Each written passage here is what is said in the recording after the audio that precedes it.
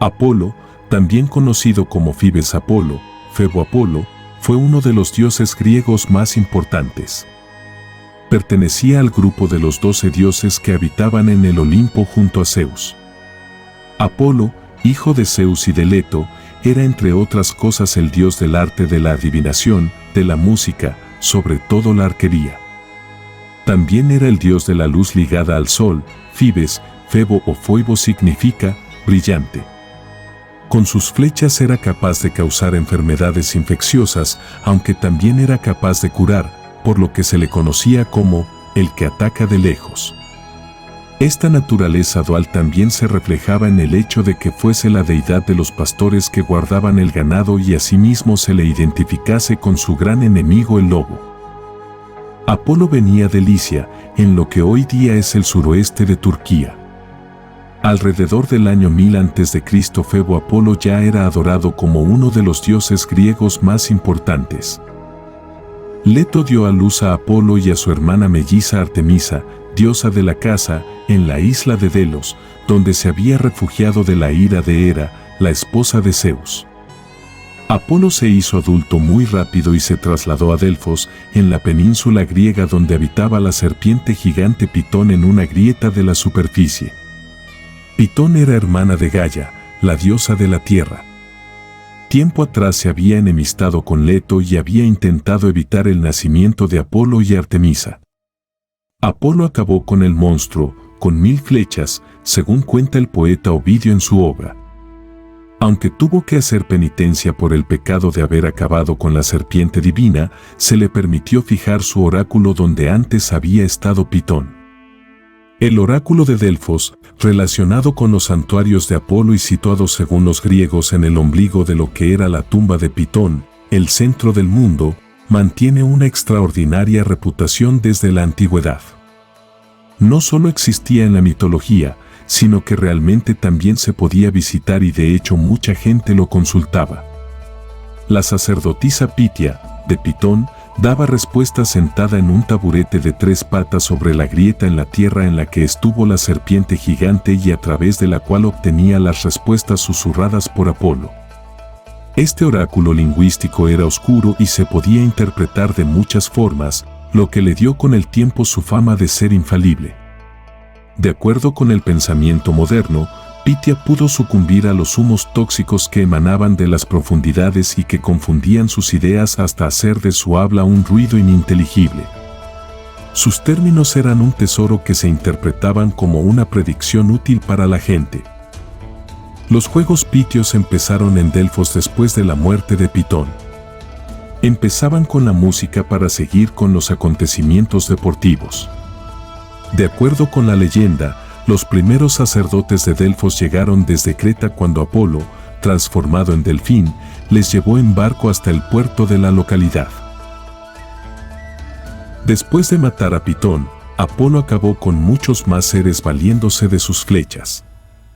Con su hermana Artemisa acabó con el gigante Titio, que había tratado de violar a su madre.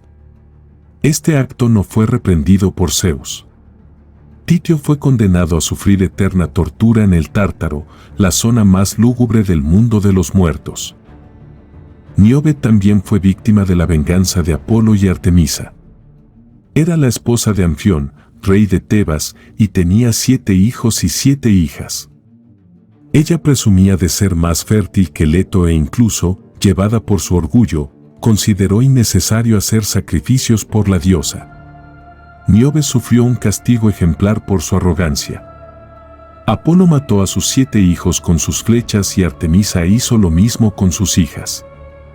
Cuando su hija más joven, Clouris, se abrazó a su madre agonizando, Níobe pidió clemencia para que la dejasen viva, pero todo fue en vano, pues aún se disparó una flecha más para rematarla. Según algunas versiones, sin embargo, Clouris salvó su vida. Níobe se convirtió en piedra debido al dolor. Apolo tuvo que hacer penitencia por sus actos de violencia y hubo de ponerse al servicio de un mortal. Durante su tarea como esclavo, entre otras cosas construyó los muros de Troya junto al dios del mar, Poseidón. Según otras versiones hizo este trabajo por dinero, pero el rey troyano Laomedón se negó a pagarle. Durante la guerra de Troya, Apolo fue el más fanático y temido de los seguidores troyanos entre las divinidades. Causó la epidemia de plaga entre los griegos cuando estos secuestraron a la hija de uno de sus sacerdotes. De acuerdo a ciertas versiones, Apolo fue responsable de la muerte de Aquiles, el héroe griego, que perdió la vida cuando una de las flechas de Paris le alcanzó el talón. Podría haber sido el propio Apolo el que hubiese hecho acertar a un arquero medio como aquel en la parte más vulnerable de su cuerpo. Apolo les aseguró dones proféticos a Heleno y Casandra, los hijos del rey troyano Príamo. Pero como Casandra le rechazó como amante, Apolo no la dejó disfrutar de su don de predecir el futuro e hizo que nadie la creyese, aunque siempre acertaba. Casandra no fue la única mujer que le rechazó, pues lo mismo hizo la ninfa Dafne.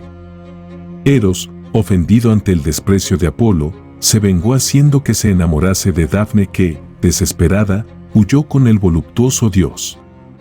Cuando estaba muy cerca de atraparla, ella rogó que la liberasen del cuerpo que había despertado su deseo y la convirtiera en arbusto de laurel.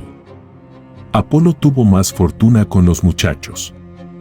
Su relación con el atractivo Jacinto fue trágica, no obstante, ya que Apolo le mató accidentalmente al arrojar un disco. A pesar de todo, Apolo llegó a tener descendencia y el hijo que concibió con la princesa Courounes, llamado Asclepio, se convirtió en el dios de la medicina. Asclepio no llegó al mundo de una manera convencional, pues cuando la princesa engañó a Apolo, Artemisa decidió matarla. Fue Hermes el que rescató el cuerpo de Asclepio del vientre de su madre que yacía muerta. Un aspecto importante del dios Apolo es el poder que tenía su don para el arte y la música. Con su capacidad creativa lideraba a las 9 musas, deidades que tutelaban las artes y las ciencias. Apolo inventó la cítara, un instrumento de origen griego, reconocido como antecesor del laúd y de la guitarra.